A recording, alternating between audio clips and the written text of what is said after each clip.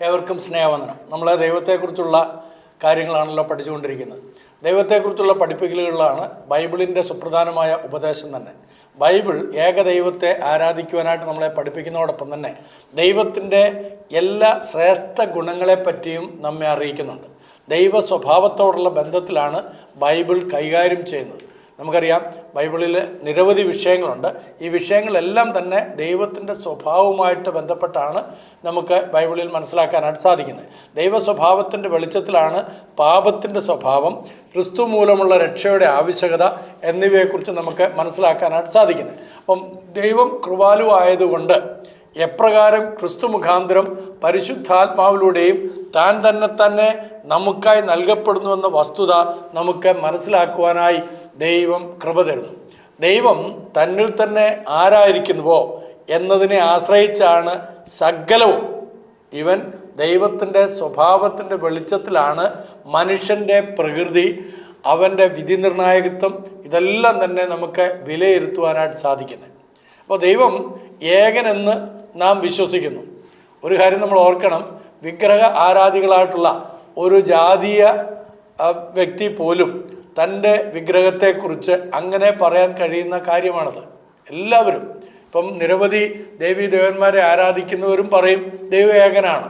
അപ്പോൾ ദൈവം ഏകനാണ് എന്നുള്ളത് കൊണ്ട് ആ പറയുന്ന ആളുകളും വിശുദ്ധ ബൈബിൾ പഠിപ്പിക്കുന്ന ദൈവവും തമ്മിൽ യാതൊരു ബന്ധവും ഉണ്ടാകുകയില്ല.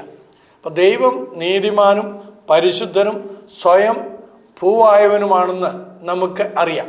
നിരീശ്വരവാദികളായിട്ടുള്ള ആളുകൾ ചോദിക്കുന്ന ഒരു ചോദ്യം ഇവിടെ വളരെ പ്രസക്തമാണ്. അവർ ചോദിക്കും, ദൈവത്തെ ആരാണ് ഉണ്ടാക്കിയിരിക്കുന്നത്? നിങ്ങൾ പറയുന്നു ദൈവം ഉണ്ടെന്ന്, അപ്പം ദൈവമാണ് ഇതെല്ലാം സൃഷ്ടിച്ചത്. അപ്പോൾ ദൈവത്തെ ആരാണ് സൃഷ്ടിച്ചത്? ഈവൻ ഈ PhD ഒക്കെ ഉണ്ടെന്ന് അഭിമാനിക്കുന്ന നിരവധി ഈ ആളുകൾ, ഞാൻ അവരുടെ വേറെ പേരുകളൊന്നും പറയുന്നില്ല, അങ്ങനെയുള്ള ആളുകളും ഇതേ കാര്യം തന്നെയാണ് ചോദിക്കുന്നത്, ദൈവത്തെ ആരാണ് സൃഷ്ടിച്ചത്? ഞാൻ അതിനെ LKG ചോദ്യമായിട്ടാണ് പലപ്പോഴും വിലയിരുത്താറുള്ളത്. ഇപ്പോഴും അങ്ങനെ തന്നെയാണ് വിലയിരുത്തുന്നത്.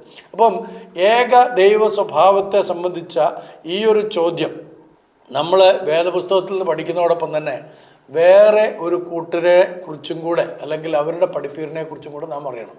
അത് നമ്മളുടെ സഹോദരങ്ങളായ ഇസ്ലാം വിശ്വാസികൾ പഠിപ്പിക്കുന്നതിനെക്കുറിച്ചാണ്.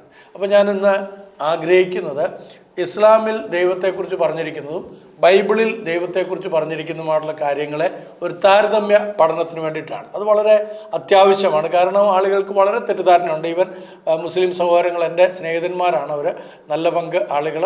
അപ്പോൾ അവർ പലപ്പോഴും പണ്ഡിതന്മാരായിട്ടുള്ള ആളുകൾ, അവർ പലപ്പോഴും പറയാറുണ്ട് നിങ്ങൾ വിശ്വസിക്കുന്ന ദൈവം തന്നെയാണ് നമ്മുടെ ദൈവം എന്ന്. കാരണം സൂറ 29:46 അങ്ങനെ ഒരു ആയത്തുണ്ട്, ഓ നബിയെ പറയുക നിങ്ങളുടെ ദൈവവും ഞങ്ങളുടെ ദൈവവും ഒന്നാകുന്നു എന്നുള്ളൊരു ആയത്ത് അതിനകത്തുള്ളതുകൊണ്ട് പലപ്പോഴും അങ്ങനെ ഒരു തെറ്റിദ്ധാരണ ഇരുകൂട്ടർക്കും ഉണ്ട്. ക്രൈസ്തവ സമൂഹത്തിൽ പ്രത്യേകിച്ച് ക്രിസ്തീയ സൺഡേ സ്കൂളൊക്കെ പഠിപ്പിക്കുന്ന സമയത്ത് ചില സൺഡേ സ്കൂൾ അധ്യാപകർ അവരുടെ അറിവിൻ്റെ പാപ്പരത്വം കൊണ്ട് അവർ പറയാറുണ്ട് ഇതെല്ലാം ഒന്നാണ്, എല്ലാ ദൈവങ്ങളും ഒന്നാണ്, ഖുറാനിൽ പറഞ്ഞിരിക്കുന്ന അള്ളാഹുവും ബൈബിളിൽ പറഞ്ഞിരിക്കുന്ന യഹോവയൊക്കെ ഒന്നാണ് എന്ന് അറിഞ്ഞോ അറിയാതെയോ അവർ പറയാറുണ്ട്. അത് അവരുടെ ദൈവവചനത്തെക്കുറിച്ചും ദൈവത്തെക്കുറിച്ചുള്ള പരിജ്ഞാനത്തിൻ്റെ കുറവ് കൊണ്ടും മാത്രം പറയുന്ന ഒരു സംഭവമാണ്. തീർച്ചയായിട്ടും അങ്ങനെയാണോ എന്നാണ് നമ്മൾ ഇത് പരിശോധിക്കുന്നത്. അപ്പം ദൈവം ഏകനാണെന്നാണ് മുസ്ലിം സഹോദരങ്ങൾ വിശ്വസിച്ച് വരുന്നത്. അപ്പം അള്ളാഹു എന്നാണ് ദൈവത്തിന് അവർ സ്പെസിഫിക് ആയിട്ട് പറയുന്നത്. അള്ളാഹു എന്നുള്ള പേര്. കഴിഞ്ഞ ആദ്യത്തെ എൻ്റെ വീഡിയോയിൽ ഞാൻ അതിനെക്കുറിച്ച് വിശദമായ ഒരു പദങ്ങളും ഒക്കെ പറഞ്ഞിരുന്നു. അതുകൊണ്ട് അതിലേക്ക് ഞാൻ പോകുന്നില്ല. നിങ്ങളത് പരിശോധിച്ചാൽ നിങ്ങൾക്ക് കൂടുതലായിട്ട് മനസ്സിലാക്കാൻ പറ്റും. അപ്പം അള്ളാഹു ഏകനായതുകൊണ്ട് അള്ളാഹുവും ബൈബിളിലെ ദൈവവും ഒന്ന് തന്നെ എന്നാണ് മുസ്ലിം സഹോദരന്മാരുടെ വിശ്വാസം. നമ്മളത് പറഞ്ഞല്ലോ. നമ്മൾ രണ്ട് കൂട്ടരുടെയും ദൈവത്തെയാണ് വിശ്വസിക്കുന്നത് എന്ന് അങ്ങനെയുള്ള ആളുകൾ പലപ്പോഴും പറയാറുള്ള കാര്യം ഞാൻ സൂചിപ്പിച്ചു. അപ്പോൾ ബൈബിളിലെ ദൈവവും അള്ളാഹുവും ഒന്ന് തന്നെ എന്നുള്ളത് ഇസ്ലാമിക ഉപദേശത്തിൻ്റെ അടിത്തറയാണ്. അതുകൊണ്ടാണ് ഞാൻ സൂറ 29:46 ആയത്ത് പറഞ്ഞത്. അപ്പോൾ അതുകൊണ്ട് ഖുറാനിലെ അല്ലാഹുവിൽ ക്രൈസ്തവർ വിശ്വസിക്കുന്നുണ്ടോ എന്ന കാര്യം നമ്മൾ ഗൗരവമായിട്ട് തന്നെ ചിന്തിക്കേണ്ടതായ കാര്യമാണ്. ഈവൻ ഈ അടുത്ത സമയത്ത് വളരെ പ്രഗത്ഭനായിട്ടുള്ള ഒരു പുരോഹിതനും വേറെ അദ്ദേഹത്തിൻ്റെ ഒരു ശിഷ്യനും കൂടി ഇരുന്ന് ഇതിനെക്കുറിച്ചൊരു ചർച്ച ചെയ്യുമ്പോൾ രണ്ടും ഒന്നാണെന്ന് അവരുടെ വിശ്വാസ പ്രമാണത്തിൻ്റെ അടിസ്ഥാനത്തിൽ അവർ സംസാരിക്കുന്നതായിട്ട് കേട്ടു. അത് അവരുടെ അജ്ഞത കൊണ്ടാണ് എന്നുള്ളത് പിന്നീട് അവർക്ക് ബോധ്യമാകുകയും ചെയ്യും. അപ്പോൾ അതുകൊണ്ട് ഇവിടെ നമ്മൾ മനസ്സിലാക്കേണ്ടത് ദൈവപുത്രനായ യേശുവിനെക്കുറിച്ചും പരിശുദ്ധാത്മാവ്, പാപം, രക്ഷ ഇത്യാദി കാര്യങ്ങളെക്കുറിച്ചും നാം സംസാരിക്കുന്നത് തീർച്ചയായിട്ടും ഒരേ ദൈവത്തിൽ വിശ്വസിക്കുന്ന മുസ്ലിം സഹോദരന്മാർക്കും ക്രൈസ്തവർക്കും ഒരുപോലെ മനസ്സിലാക്കണം. പക്ഷേ അങ്ങനെ സംസാരിക്കുന്നത് അവർക്ക് മനസ്സിലാകുന്നില്ല. നമ്മൾ യേശു ക്രിസ്തുവിനെക്കുറിച്ച് പറയുന്നതും പരിശുദ്ധാത്മാവിനെക്കുറിച്ച് പറയുന്നതും അതോടൊപ്പം തന്നെ മനുഷ്യൻ്റെ പാപത്തിൻ്റെ അവസ്ഥയെക്കുറിച്ച് പറയുന്നത്, മനുഷ്യന് പാപത്തിൽ നിന്നുള്ള മോചനമായിരിക്കുന്ന രക്ഷ, ഈ കാര്യങ്ങളെക്കുറിച്ച് പറയുമ്പോൾ ആ മുസ്ലിം സഹോദരങ്ങൾക്ക് അത് മനസ്സിലാക്കാൻ കഴിയാത്തത് ഒരേ ദൈവത്തിലല്ല നാം വിശ്വസിക്കുന്നത് എന്നുള്ളതുകൊണ്ടാണ്. അത് മനസ്സിലാക്കണം. ഒന്നാമത് ഞാൻ പറഞ്ഞു, ദൈവം നമുക്ക് എല്ലാവർക്കും ഒരുവനാണ്, അതിനൊന്നും ഒരു സംശയമില്ല.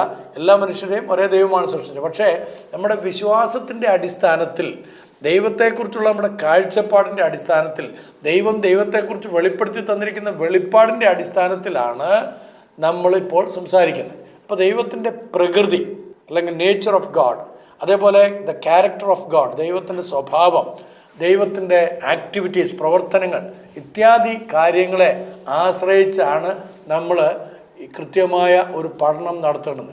ചുമ്മാ നമുക്ക് അവിടുന്ന് ഇവിടുന്ന് ഓരോ വാക്യങ്ങൾ എടുത്തിട്ട് പറയാനായിട്ടല്ല, മറിച്ച് ദൈവത്തിൻ്റെ സ്വഭാവം, ശ്രേഷ്ഠമായിട്ടുള്ള സ്വഭാവങ്ങൾ എന്തൊക്കെയാണ്, ഖുറാനിൽ പറഞ്ഞിരിക്കുന്ന സ്വഭാവം എന്താണ്, ദൈവത്തെ അള്ളാഹുവിനെ കുറിച്ച് പറഞ്ഞിരിക്കുന്നത്, ബൈബിളിൽ പറഞ്ഞിരിക്കുന്നത് എന്താണ്, അപ്പോൾ മനുഷ്യൻ്റെ അവസ്ഥ ഖുറാനികമായിട്ട് എങ്ങനെയാണ്, ബൈബിളിക്കലി എങ്ങനെയാണ്, ബൈബിൾ സംബന്ധമായിട്ട് എങ്ങനെയാണ്. അപ്പോൾ ഇത് രണ്ടും കൂടെ നമുക്ക് ചിന്തിക്കാൻ, പഠിക്കാൻ പറ്റിയാൽ തന്നെ ക്ലിയറായിട്ട് ഇതിൻ്റെ വ്യത്യാസങ്ങൾ മനസ്സിലാക്കാൻ സാധിക്കും. അപ്പം ഒന്ന്, ദൈവത്തിൻ്റെ നേച്ചർ, ദൈവത്തിൻ്റെ പ്രകൃതം. ഇന്നലെ ഞാൻ വളരെ കൃത്യമായിട്ട് നമ്മുടെ ബൈബിൾ സ്റ്റഡിയിൽ പറഞ്ഞു, ദൈവം ആത്മാവാകുന്നു. അപ്പോൾ ആത്മാവായ ദൈവത്തെക്കുറിച്ചുള്ള പൂർണ്ണ വെളിപ്പാട് നമുക്ക് എങ്ങനെ കിട്ടും, എങ്ങനെ അറിയാൻ കഴിയും? അതാണ് നമ്മൾ ദൈവത്തിൻ്റെ നേച്ചറിനെ കുറിച്ച് പറയുമ്പോൾ മനസ്സിലാക്കാൻ സാധിക്കുന്നത്. അപ്പോൾ ഇവിടെ അള്ളാഹുവിൻ്റെ പ്രകൃതിയെക്കുറിച്ച് വിശദമായിട്ട് ചർച്ച ചെയ്യുന്നതിന് മുമ്പ് തന്നെ ഒരു വസ്തുത നമ്മൾ കൃത്യമായിട്ട് അറിയണം. അള്ളാഹുവിനെ കുറിച്ച് അവരുടെ പ്രവാചകന് അറബി ജനത്തോട് സംസാരിച്ചപ്പോൾ അവർക്ക് ഏത് വിധത്തിലാണ് ഈ അള്ളാഹുവിനെ മനസ്സിലാക്കാൻ കഴിഞ്ഞത്? അപ്പം അള്ളാഹുവിൻ്റെ പ്രവാചകൻ അള്ളാഹുവിനെ കുറിച്ച് ആ ജനതയോട് സംസാരിച്ച സമയത്ത് അവർക്ക് ഏത് തരത്തിലാണ് ഈ അള്ളാഹുവിനെ ഗ്രഹിക്കാനായിട്ട്, ഉൾക്കൊള്ളുവാനായിട്ട്, മനസ്സിലാക്കാനായിട്ട്, അതിൻ്റെ ആ അള്ളാഹുവിൻ്റെ നേച്ചറൊക്കെ മനസ്സിലാക്കാനായിട്ട് സാധിക്കുന്നത്? അപ്പോൾ ഈ ഒരു ചോദ്യത്തിന് ഉത്തരം പറയാനായിട്ട് പ്രത്യേകിച്ച് ബുദ്ധിമുട്ടൊന്നുമില്ല. കാരണം അറബികൾ പൊതുവെ വിഗ്രഹാരാധികളായിരുന്നു. അവരെല്ലാവരും വിഗ്രഹാരാധികളായിരുന്നു എന്ന് മുസ്ലിം സഹോദരങ്ങൾ ഒന്നടങ്കം സമ്മതിക്കുന്ന കാര്യമാണ്. അപ്പം അള്ളാഹുവിനെ ഏത് വിധം അവർക്ക് മനസ്സിലാക്കാനായിട്ട് സാധിച്ചു, അത് ഖുറാനിൽ തന്നെ വളരെ കൃത്യമായിട്ട് പറഞ്ഞിട്ടുണ്ട്. ഖുറാനിൽ തന്നെ പറഞ്ഞിട്ടുണ്ട്. നമുക്ക് സൂറ 53 19 മുതലുള്ള ആയത്തുകൾ ഒന്ന് നോക്കാം. സൂറ 53 19 മുതലുള്ള ആയത്തുകളിൽ ലാത്തയെയും ഉസയെയും മൂന്നാമതായുള്ള മനാത്തെയും കുറിച്ച് നിങ്ങൾ ചിന്തിച്ചിട്ടുണ്ടോ? നിങ്ങൾക്ക് ആണും അള്ളാഹുവിന് പെണ്ണുമാണോ? അതാണ് ചോദ്യം. ചോദ്യം ഇതാണ്. ഖുറാനിൽ അള്ളാഹു നബിക്ക് കൊടുത്ത ആയത്തിൽ വളരെ കൃത്യമായിട്ട് ചോദിക്കുകയാണ്, ലാത്തയെയും ഉസയെയും മൂന്നാമതായുള്ള മനാത്തെയും എന്ന് പറഞ്ഞു കഴിഞ്ഞാൽ അല്ലാത്ത, അൽ ഉസ, അൽ മനാത്ത, ഇവരെക്കുറിച്ച് നിങ്ങൾ ചിന്തിച്ചിട്ടുണ്ടോ? അപ്പം ആ ചോദ്യത്തിൽ അതൊരു ചോദ്യമാണ്. ആ ചോദ്യത്തിൽ ഒരു പരിഭവമാണ് പിന്നീട് അള്ളാഹു പറയുന്നത്. എന്താണ്? നിങ്ങൾക്ക് ആണും അള്ളാഹുവിന് പെണ്ണുമാണ് എന്ന് പറഞ്ഞാൽ അള്ളാഹുവിന് പെൺമക്കൾ ഉണ്ടായിരുന്നു, ലാത്ത, മനാത്ത, ഉസ എന്ന് പറയുന്ന 3 പെൺമക്കൾ. എന്നാൽ മറ്റ് അവിടെ ഉണ്ടായിരുന്ന ഒരുപാട് ദേവീദേവന്മാരിൽ പെൺമക്കളില്ലാത്ത ദേവീദേവന്മാരുണ്ടായിരുന്നു, ആൺമക്കളുള്ള. അപ്പോൾ അതിനെ തമ്മിലുള്ള ഒരു തർക്കമാണ് അവിടെ കാണാനായിട്ട് സാധിക്കുന്നത്. അപ്പോൾ അവിടെ അവരുടെ സമൂഹത്തിലെ ജാതീയ ദേവന്മാരെ തങ്ങളുടെ ദൈവമായ അള്ളാഹുവിൻ്റെ പെൺമക്കളായിട്ടാണ് അറബികൾ കണക്കാക്കിയിരുന്നത് എന്ന് കൃത്യമായിട്ട് അതിൽ നമുക്ക് വായിച്ചെടുക്കാൻ കഴിയും. ഇനി 52 സൂറയുടെ 39 ആയത്തിലും നമുക്കിതേ കാര്യം കാണാം. നമുക്ക് സൂറ 52 39 ഇങ്ങനെ കാണാം, അള്ളാഹുവിന് അതല്ല അവനുള്ളത് പെൺമക്കളും നിങ്ങൾക്കുള്ളത് ആൺമക്കളുമാണോ എന്ന് അറബികളായിട്ടുള്ള ആളുകളോട് അള്ളാഹു തൻ്റെ റസൂലിനോട് ചോദിക്കുകയാണ്. റസൂലിന് കൊടുക്കുന്ന ആയത്തിൽ അറബികളോട് ചോദിക്കാനായിട്ട്, നിങ്ങൾക്കെന്താ ആൺമക്കളെ തന്നിട്ട് എനിക്ക് പെൺമക്കളെ മാത്രം നിങ്ങൾ വീതം വെച്ച് തരുന്നത് എന്ന് ചോദിക്കുന്ന ഒരു അള്ളാഹുവിൻ്റെ സ്വഭാവത്തെയാണ് അവിടെ കാണുന്നത്. അപ്പോൾ ദൂതന്മാരെയും അള്ളാഹുവിൻ്റെ പെൺമക്കളായിട്ട് കരുതി വന്നതുകൊണ്ടാണ് ഈ ഒരു ചോദ്യം ചോദിക്കാൻ ഇടയായിത്തീർന്നത് എന്ന് താഴോട്ടുള്ള ആയത്തുകൾ നമ്മൾ പരിശോധിച്ചാൽ കാണാം. സൂറ 37 149 മുതൽ 153 വരെയും 16-ാമത്തെ സൂറയുടെ 59-ാമത്തെ ആയത്തിലും 17-ാമത്തെ സൂറയുടെ 41, 42 ആയത്തുകളിലൊക്കെ ഇതിനോട് സമാനമായിട്ടുള്ള വാക്കുകളെ നമുക്ക് കാണാൻ സാധിക്കും. അപ്പം അവിടെ ഉണ്ടായിരുന്ന വിജാതീയരായിട്ടുള്ള അറബികൾ, ഇസ്ലാമിലേക്ക് വരാതിരുന്ന വിജാതീയരായിട്ടുള്ള അറബികൾ അള്ളാഹുവിനോടൊപ്പം ദൂതന്മാരെയും സാത്താനെയും ജിന്നിനെയും ആരാധിച്ചു പോന്നു. അപ്പം അള്ളാഹു മാത്രമല്ല അവർക്ക് ദേവീദേവന്മാരായിട്ടുണ്ടായിരുന്നത്. അള്ളാഹു ഉണ്ടായിരുന്നു, ദൂതന്മാരുണ്ടായിരുന്നു, സാത്താനും ജിന്നും ഒക്കെ അവരുടെ ആരാധ്യ വസ്തുക്കളായിരുന്നു. സൂറ 4-ന്റെ 116-ലും 117-ലും സൂറ 6-ന്റെ 100-ലും ഒക്കെ നമുക്ക് ഇതിൻ്റെ തെളിവുകൾ കാണാൻ സാധിക്കും. നിങ്ങൾ എടുത്ത് വായിച്ചാൽ നിങ്ങൾക്ക് മനസ്സിലാക്കാൻ പറ്റും. അപ്പോൾ ജാതികളായ വിജാതീയരായിട്ടുള്ള അറബികൾ, ഇസ്ലാമിൽ ഉൾപ്പെടാത്തായിട്ടുള്ള അറബികൾ തങ്ങളുടെ കന്നുകാലികളുടെയും കൊയ്ത്തിൻ്റെയും ഒരു ഭാഗം, തങ്ങൾക്ക് ഉള്ള വസ്തുവകകളുടെ ഒരു ഭാഗം അവരുടെ പ്രധാന ദേവതനായ അള്ളാഹുവിനും മറ്റൊരു ഭാഗം അള്ളാഹുവിനോടൊപ്പമുള്ള ഇതര ദേവന്മാർക്ക് മാറ്റിവെക്കുക അവിടെ ഒരു പതിവായിരുന്നു. അതിനെക്കുറിച്ച് സൂറ 6-ന്റെ 136-ൽ പറയുന്നുണ്ട്. അപ്പം പൊതുവിൽ മെക്കക്കാർ റസൂലിനെ പറ്റി പറയുന്ന സമയത്ത് അവൻ ദേവന്മാരെ എല്ലാം കൂടി ഒരു ദൈവമാക്കുകയാണോ എന്നുള്ള ഒരു പരാമർശം വരുന്നുണ്ട്. അതാണ് സൂറ 38-ന്റെ 5-ൽ നമുക്ക് കാണാൻ കഴിയുന്നത്. സൂറ 38-ന്റെ 5-ൽ ഈ റസൂൽ അവൻ ദേവന്മാരെ എല്ലാം കൂടി ഒരു ദൈവമാക്കുകയാണോ എന്ന് ചോദിക്കുകയാണ്. അപ്പം അതിനോട് ആ ചോദ്യം ചോദിച്ചുകൊണ്ട് അവർ നബിയോട് എതിർത്ത് നിൽക്കുകയാണ്. അവർ നബിയെ അംഗീകരിക്കാത്തതിൻ്റെ ഒരു കാരണം ഇതൊക്കെ ആയിട്ടാണ് അവർ പറയുന്നത്. അപ്പോൾ അതിന് തക്കതായിട്ടുള്ള ഒരു സൂറയാണ് അവിടെ അള്ളാഹു അദ്ദേഹത്തിന് കൊടുക്കുന്നത്. അപ്പോൾ അവർ അള്ളാഹുവിനെ അറിഞ്ഞിരുന്നു എന്ന് പറഞ്ഞു കഴിഞ്ഞാൽ അവിടെയുള്ള എല്ലാവർക്കും കോമണായിട്ട് അറബികൾക്ക് എല്ലാവർക്കും തന്നെ അള്ളാഹുവിനെ അറിയാം. കാരണം അള്ളാഹു അവരുടെ ഒരു കുലദൈവമാണ്, പ്രത്യേകിച്ച് ഖുറൈശികളുടെ ഒരു കുലദൈവമാണ്. അവരുടെ ദേശത്ത് അവർ അംഗീകരിച്ചിരുന്ന, അവരെല്ലാം വണങ്ങിപ്പോന്ന, അവരെല്ലാം ബലിയർപ്പിച്ചിരുന്ന, അവരെല്ലാം എന്തെല്ലാം കാര്യങ്ങൾ, സക്കാത്ത് മുതലായ കാര്യങ്ങളൊക്കെ ആരുടെ നാമത്തിലാണോ കൊടുത്തിരുന്നത് അത് ഈ അള്ളാഹുവിൻ്റെ നാമത്തിലാണ്. അപ്പോൾ അത് അവർക്കൊരു കോമൺ ദൈവമായിട്ടാണ് അവരൊക്കെ അറിഞ്ഞിരുന്നത്, ഒരു ദേവനായിരുന്നു. അപ്പോൾ അവർ അള്ളാഹുവിനെ അറിഞ്ഞിരുന്നു, അള്ളാഹുവിനെ ആരാധിച്ചിരുന്നു. അപ്പോൾ തന്നെ ഇതര ദേവന്മാരെയും അവർ ഒരുപോലെ ചേർത്ത് കൊണ്ടിരുന്നു എന്നുള്ളതാണ് അതിൽ നിന്ന് മനസ്സിലാക്കാനായിട്ട് സാധിക്കും. അതുകൊണ്ടാണ് 17-ാമത്തെ സൂറയിൽ 74, 75 ആയത്തുകളിൽ അതിൻ്റെ പരാമർശങ്ങൾ വരുന്നത്. അതിൻ്റെ 75-ാമത്തെ ആയത്തിൽ ഇങ്ങനെയാണ്: എങ്കിൽ ജീവിതത്തിലും ഇരട്ടി ശിക്ഷ മരണത്തിലും നാം നിനക്ക് ആശ്വസിപ്പിക്കും. പിന്നീട് നമുക്കെതിരെ നിനക്ക് സഹായം നൽകാൻ യാതൊരാളെയും നീ കണ്ടെത്തുകയില്ല. 75-ാമത്തെ ആയത്തിൽ. ഇനി 74-ാമത്തെ ആയത്തിലോ 17-ാം സൂറയുടെ 74-ാം ആയത്തിൽ നിന്നെ നാം ഉറപ്പിച്ച് നിർത്തിയില്ലായിരുന്നുവെങ്കിൽ തീർച്ചയായും നീ അവരിലേക്ക് ചാഞ്ഞു പോകുമായിരുന്നു. നോക്കിക്കോണേ, അള്ളാഹു നബിയെ ഉറപ്പിച്ച് നിർത്തിയിരുന്നില്ലെങ്കിൽ, ഈ അള്ളാഹു മാത്രമേ ദേവനായിട്ടുള്ളൂ എന്നുള്ള ആ ഒരു പരാമർശത്തിൽ, ലാ ഇലാഹ ഇല്ലല്ല എന്നുള്ള പരാമർശത്തിൽ ഉറപ്പിച്ച് നിർത്തിയിട്ടില്ലായിരുന്നെങ്കിൽ, അപ്പോൾ അള്ളാഹു ആണ് അദ്ദേഹത്തെ ഉറപ്പിച്ച് നിർത്തിയത്. ഇല്ലായിരുന്നെങ്കിൽ, അങ്ങനെ അഥവാ അള്ളാഹു ഇടപെട്ട് അദ്ദേഹത്തെ ഉറപ്പിച്ച് നിർത്തിയിട്ടില്ലായിരുന്നെങ്കിൽ തീർച്ചയായിട്ടും അദ്ദേഹം എന്ത് ചെയ്യുമായിരുന്നു? അദ്ദേഹം മറ്റ് ദേവീദേവന്മാരെ കൂടെ കൂട്ടുപിടിക്കുമായിരുന്നു. മറ്റുള്ള അവിടുത്തെ വിജാതിരായ അമുസ്ലിങ്ങളായിട്ടുള്ള എല്ലാ ഖുറൈശികളും അല്ലെങ്കിൽ എല്ലാ അവിടുത്തെ മുനാഫത്തുകളുടെ പിന്നാലെ അദ്ദേഹവും പോകുമായിരുന്നു എന്നാണ് ഇവിടെ കൃത്യമായിട്ട് പറയുന്നത്. അപ്പോൾ പ്രവാചകൻ മറ്റെന്തോ എഴുതുവാൻ പരീക്ഷിക്കപ്പെട്ടപ്പോൾ ഇതിനോടുകൂടെ, ഈ സൂറയോടുകൂടെ വേറെന്തെങ്കിലുമൊക്കെ കൂട്ടിച്ചേർക്കാനായിട്ട്, കാരണം അന്ന് അവിടെ പറഞ്ഞിരുന്ന പല കാര്യങ്ങളും നബിയുടെ മനസ്സിൽ കൂടെ ഓടിപ്പോരുന്നുണ്ട്, ഒരുപാട് കാര്യങ്ങൾ, ദേവീദേവന്മാരെ കുറിച്ചുള്ള സങ്കല്പങ്ങൾ. അപ്പം അങ്ങനെയൊക്കെ എഴുതാനായിട്ട് പരീക്ഷിക്കപ്പെട്ടതായ സമയത്ത് അള്ളാഹു നബിക്ക് താക്കീത് കൊടുക്കുകയാണ്. താക്കീഫ് എന്നൊരു ഗോത്രക്കാർ മുസ്ലിങ്ങളായി തീരണമെങ്കിൽ അവരുടെ ഗോത്രദേവതയായ അല്ലത്ത് എന്ന വിഗ്രഹത്തെ, അല്ലത്ത് എന്നൊരു വിഗ്രഹ ദൈവത്തെ, അള്ളാഹുവിൻ്റെ സ്ത്രീരൂപമാണ്, അവർ ഉണ്ടാക്കി വെച്ചിരിക്കുന്ന ഒരു വിഗ്രഹം. അപ്പം ആ ഒരു സ്ത്രീ രൂപത്തെ അല്ലെങ്കിൽ അള്ളാഹുവിൻ്റെ സ്ത്രീ രൂപത്തെ കുറച്ചു കാലം കൂടെ നിലനിർത്താനായിട്ട് അവർ നബിയോട് ആവശ്യപ്പെടുകയാണ്. അപ്പം അവരുടെ ആവശ്യം മുഹമ്മദ് നബി സമ്മതിക്കുമോ ഇല്ലയോ എന്നുള്ള ഒരു കാലഘട്ടം, ഒരു പരീക്ഷണ കാലഘട്ടം ഉണ്ടായി. ആ പരീക്ഷണ കാലഘട്ടത്തെക്കുറിച്ചാണ് അള്ളാഹു ആ താക്കീത് കൊടുക്കുന്നത്. നിങ്ങൾക്ക് മനസ്സിലായോ? അതാണ് മുസ്ലിം വ്യാഖ്യാതാക്കൾ അതിന് കൊടുത്തിരിക്കുന്ന വ്യാഖ്യാനം.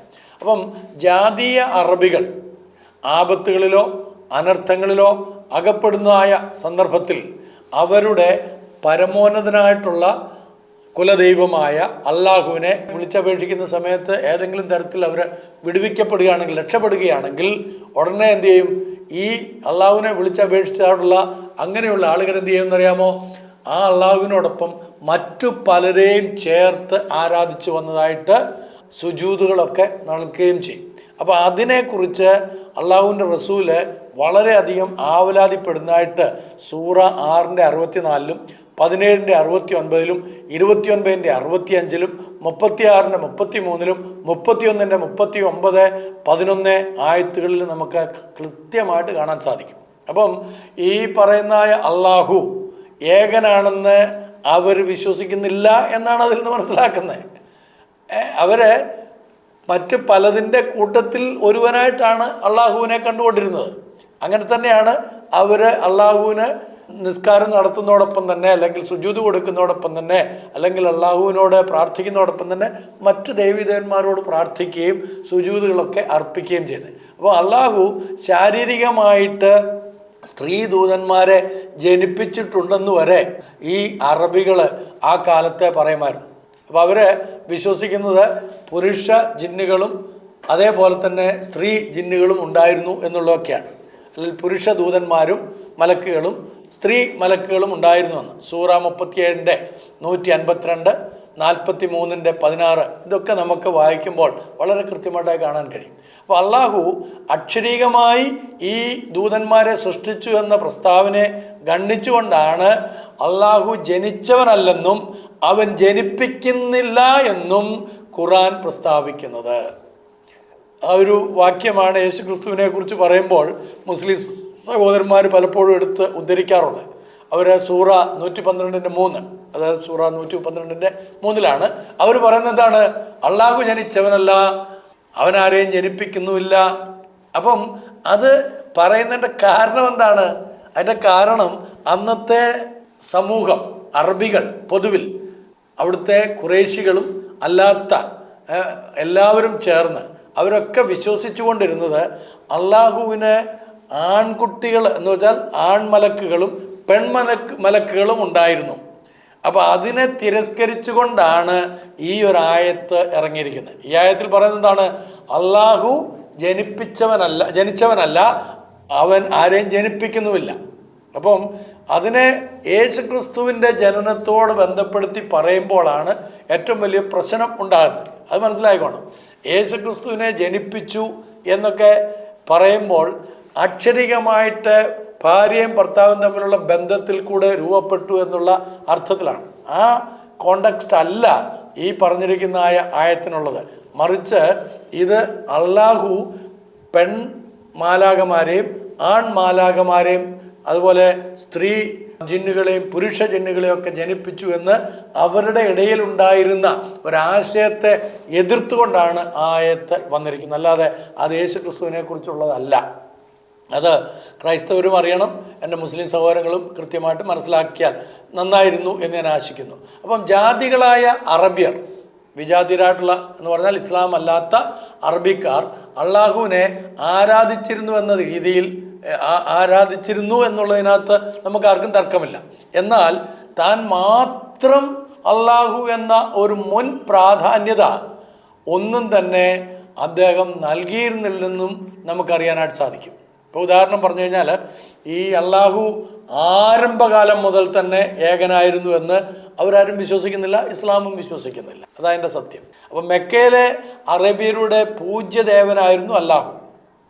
മെക്കയിലെ ക്ഷേത്രമായ കാബയെ താൻ കാത്തു പരിപാലിച്ചു പോന്നു എന്നും ഖുറാനിലെ 105-ാമത്തെ സൂറയിൽ നിന്ന് വളരെ വ്യക്തമായിട്ട് തെളിവുകളടക്കം നമുക്ക് മനസ്സിലാക്കാനായിട്ട് സാധിക്കും. അപ്പോൾ ക്ലിയർ ആവുന്നത് ഞാൻ വിശ്വസിക്കുന്നു. അപ്പോൾ ഈ അള്ളാഹു എന്ന് പറയുന്നത് ഏകത്വം നമ്മൾ ഇന്നലെ ഞാൻ പറഞ്ഞ പോലെ പേഴ്സോണിഫൈ ചെയ്ത് ആരോപിച്ചുകൊണ്ട്, അള്ളാഹുവിൽ ദൈവത്വമുണ്ടെന്ന് ആരോപിച്ചുകൊണ്ട് അതിൻ്റെ അനുയായികൾ പിന്നീട് വന്നതാണ്. അവിടുത്തെ ജനതയെ സംബന്ധിച്ച് അള്ളാഹു 360 ദേവീദേവന്മാരിൽ ഒരു ദൈവം തന്നെയായിരുന്നു, ഒരു ദേവനായിരുന്നു എന്നതിന് അവർക്ക് സംശയമില്ല. ഈ അള്ളാഹുവിന് 3 പെൺമക്കളുണ്ടായിരുന്നു. അതാണ് ഇത്രയും നേരം ഞാൻ പറഞ്ഞത്, ലാത്ത, മനാത്ത, ഉസ്സ. ഈ 3 പെൺമക്കളുള്ളതായിട്ടുള്ള ഒരു ദേവനെയാണ് അവരുടെ ഉള്ളിൽ അവരെപ്പോഴും സ്വീകരിച്ചു പോകുന്നത്. അപ്പോൾ ഈ പറഞ്ഞതായിട്ടുള്ള 105-ാമത്തെ സൂറപ്രകാരം മക്കയിലെ വിഗ്രഹങ്ങളോട് കൂടിയ ഈ ക്ഷേത്രത്തെ ആക്രമിക്കാൻ വന്ന അബിസ്യായിലെ ഒരു ക്രിസ്ത്യാനി ഉണ്ടായിരുന്നു.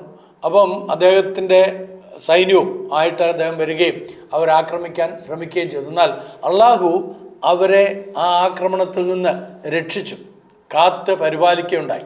അപ്പം ആ കാത്തു പരിപാലിക്കപ്പെട്ടതിനെ കുറിച്ച്, ആക്രമികളുടെ മേൽ അള്ളാഹു അനർത്ഥം ചൊരിഞ്ഞതിനെക്കുറിച്ച്, അള്ളാഹു തൻ്റെ ക്ഷേത്രത്തെ പരിപാലിച്ച വിധത്തെക്കുറിച്ചും ഒക്കെ വിവരിക്കുന്നതാണ് 105-ാം സൂറയിൽ നമുക്ക് കാണാൻ സാധിക്കുന്നത്. അപ്പം ഏകദേശം AD 569-ലോ 68-ലോ അങ്ങനെ ഒരു സംഭവം നടന്നതായിട്ട് ചരിത്രകാരന്മാർ ഇപ്പോൾ ഡിഗ് ഔട്ട് ചെയ്തിട്ടുണ്ട്.